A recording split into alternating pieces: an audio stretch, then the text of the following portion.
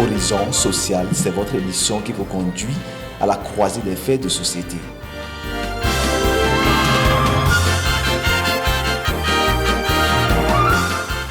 Mesdames, Messieurs, bonjour. Chers téléspectateurs, chers internautes, bonjour et merci d'avoir choisi Prime News TV. Aujourd'hui, 13 février 2021, est la journée instituée par l'UNESCO pour promouvoir la radio. La radio est un média par excellence de par la facilité qu'elle offre en matière d'usage ou d'exploitation de médias. Dans le cadre de la célébration de cette journée, nous avons choisi de recevoir pour vous une actrice de médias, une journaliste, une des voix célèbres de la radio que vous entendez, mais dont vous ne connaissez pas le visage. Il s'agit de Martine Dessouza, épouse Atillon, secrétaire de rédaction à la radio nationale ORTB. Martine, bonjour. Bonjour, monsieur le journaliste. Alors dites-nous, comment avez-vous connu la radio? Bonjour aux chers internautes. La radio, c'est une histoire d'enfance. J'étais encore enfant quand mon père aimait écouter la radio. Nous n'avons pas grandi ici, c'était dans un pays limitrophe. Mon père aimait écouter la voix du Dahomey.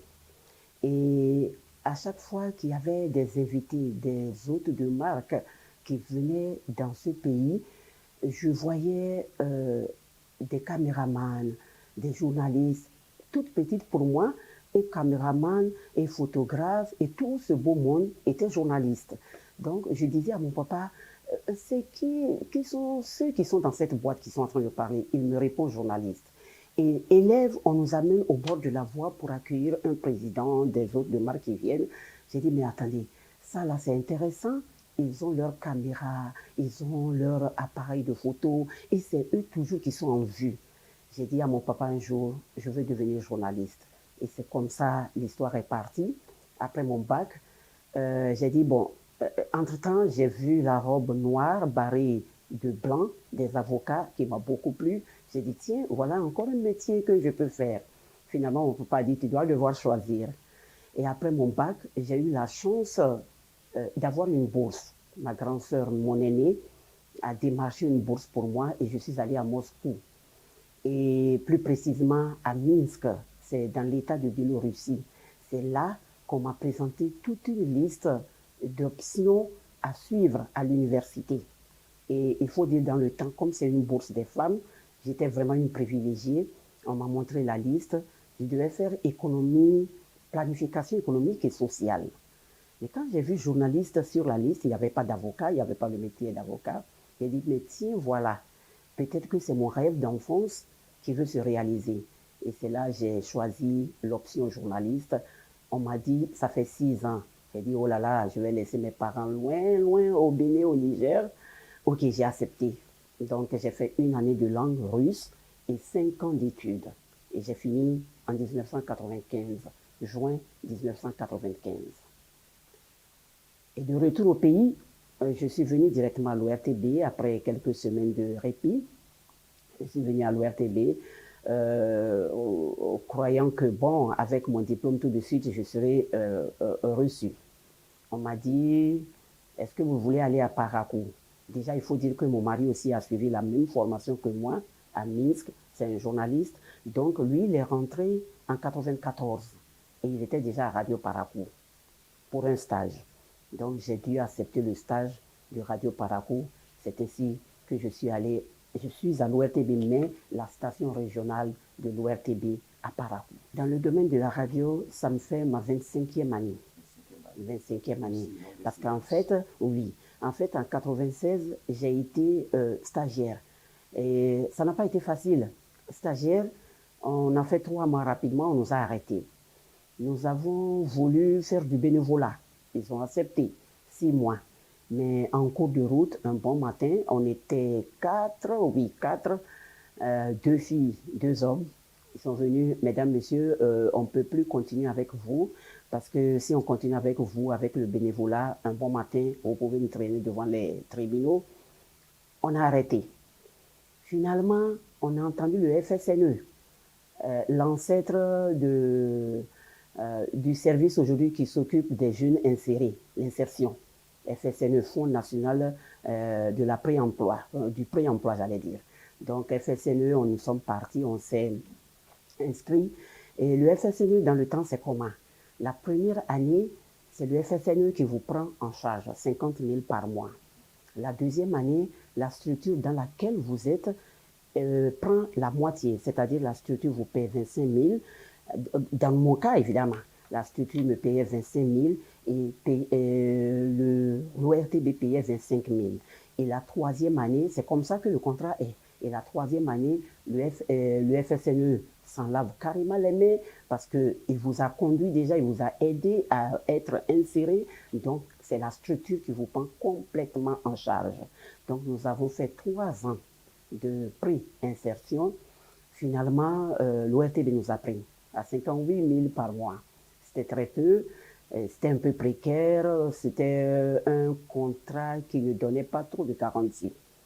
Un jour, je suis montée de Parakou, je suis venue à Cotonou et j'ai rencontré, paix à son âme, le DG de l'ORTB dans le temps, Jean Ncha.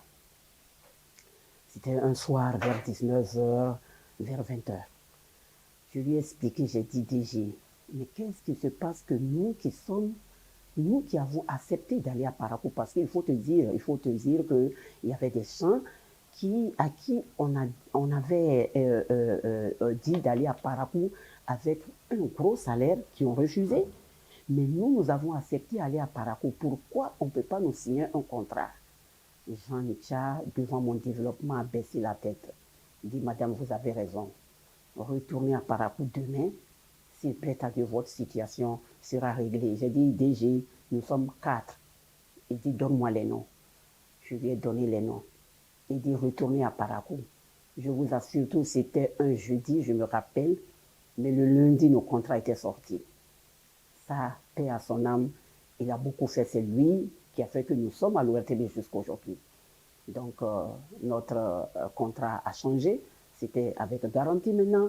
On pouvait vraiment travailler la paix, avec la paix du cœur, parce que quand votre travail n'a pas de garantie, vous savez ce que ça veut dire. Voilà. Alors, avec cette longue expérience que vous avez déjà fait à la radio, dites-nous déjà, qu'est-ce qui vous a marqué positivement ou négativement? Je vais commencer par positivement.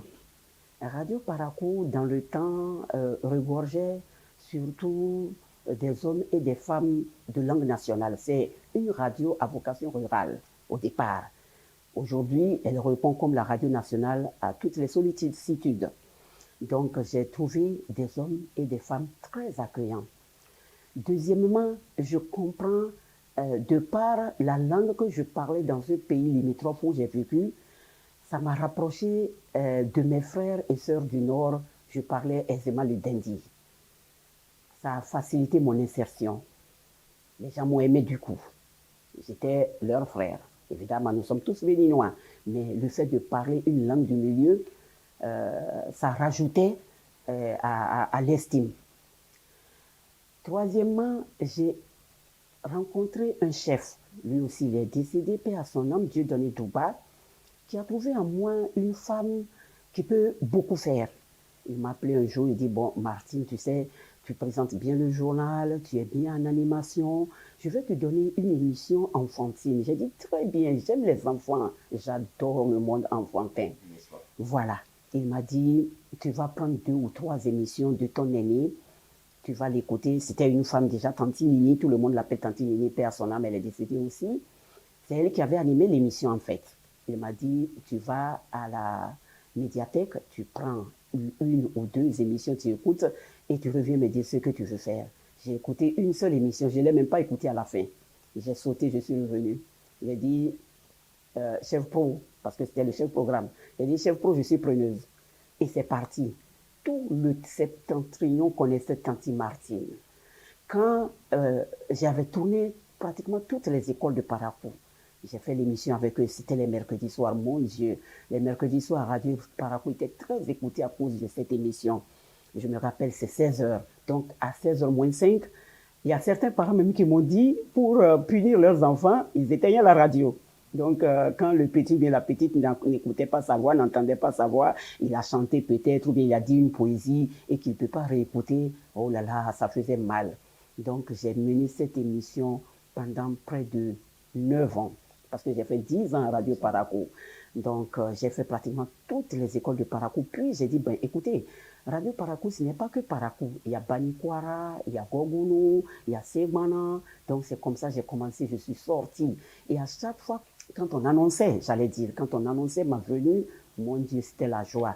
Et chaque fois, je repartais de ces écoles, soit avec du mil, du maïs, du sorgho, de l'igname, des poulets, des pintades. Mon Dieu, c'était une très belle époque.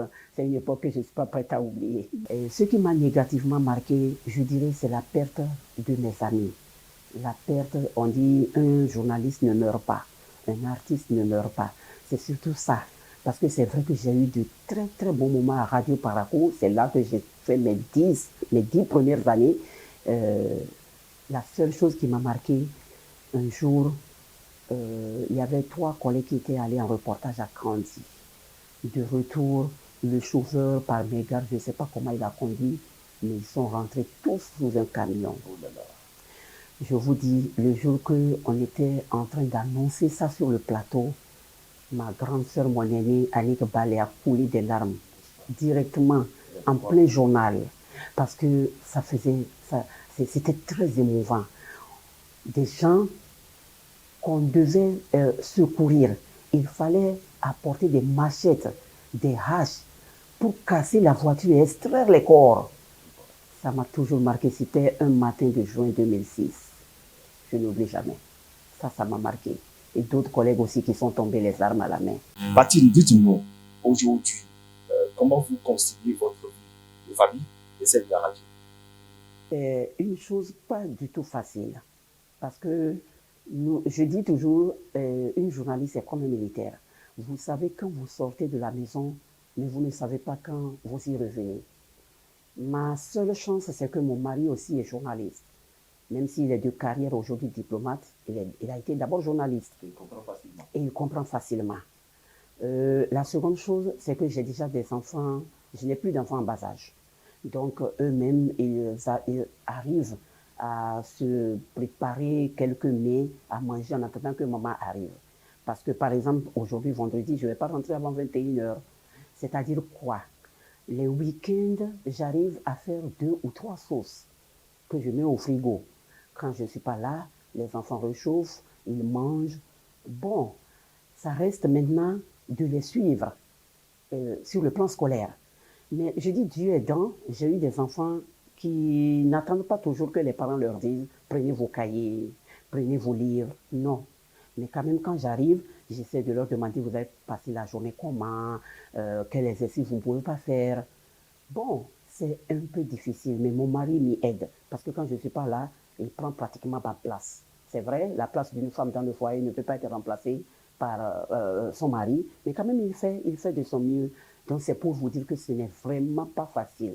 Ce n'est pas facile, comme tout autre travail d'ailleurs. Mais nous, notre travail nous pompe un peu, parce que vous voyez du monde, on vous demande un peu trop, vous devez vous documenter, carnet d'adresse, il y a plein de choses à faire, une journaliste.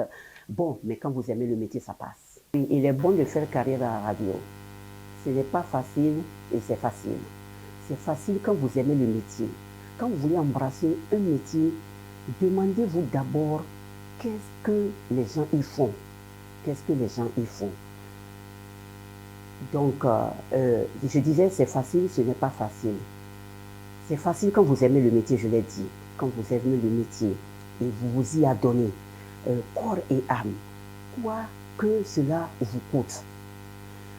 Ce n'est pas facile quand vous vous dites, bon, journalisme, ok, je n'ai pas trouvé à faire, je vais vers le journalisme. Alors là, ça devient difficile. Parce que vous ne savez pas là où vous allez. Vous y allez pour ne pas, vous dites pour ne pas perdre du temps.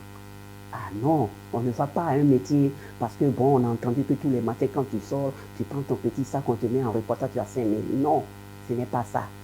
Et pour mes sœurs qui veulent venir à ce métier, je vais leur dire de d'abord écouter la radio, de lire les journaux, d'avoir un carnet d'adresses fourni. C'est-à-dire quoi? Quand vous allez à un reportage, on vous donne un numéro. Essayez d'acheter un petit carnet de 1000 francs, 1500. Notez les noms, notez les numéros parce que vous ne savez pas quand vous aurez besoin de cela ou bien de celle-là. Donc, c'est dire, il faut être éveillé.